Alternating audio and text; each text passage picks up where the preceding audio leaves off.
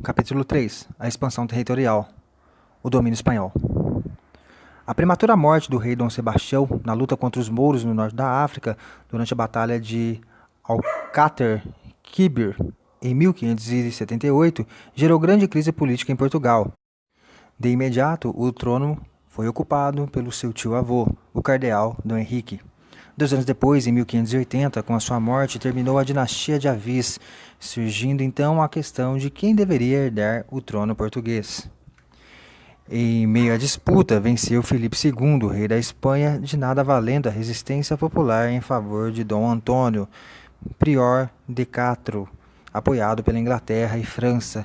Em 1581, as cortes de Tomar se reuniram e aclamaram Filipe II, rei de Portugal, dando início à dinastia Habsburgo. As cortes decidiram que Portugal continuaria ditando as leis, comportando-se como Estado independente, que os altos cargos administrativos, tanto metropolitanos como coloniais, continuariam sendo ocupados pelos portugueses. Por outro lado, foi o período em que a Inquisição mais atuou, tanto em Portugal como no Brasil.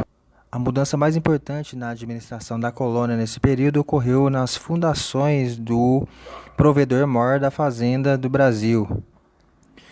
Ele passou a ter amplos poderes para impedir abusos fiscais, punir funcionários e controlar rigidamente a arrecadação de impostos.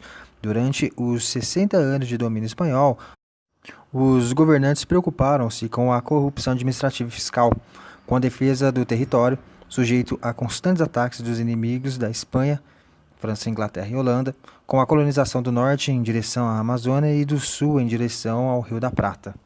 Em 1640, após a restauração da soberania portuguesa, com a ascensão de Dom João IV ao trono português, criou-se o Conselho Ultramarítimo, 1642, que se tornou o organismo de controle da colonização brasileira. Os homens nomeados para o conselho eram da estrita confiança do rei e tinham por missão auxiliar a coroa na política da colonização.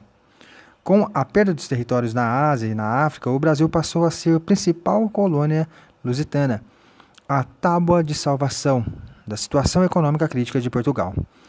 O Conselho Ultramarítimo passou a centralizar todo o governo colonial, impondo uma política de arrocho de pacto colonial, marcada pela maior vigilância frente ao contrabando, intensificação da exploração econômica da colônia, rigoroso fiscalismo e controle direto das autoridades e órgãos do governo colonial.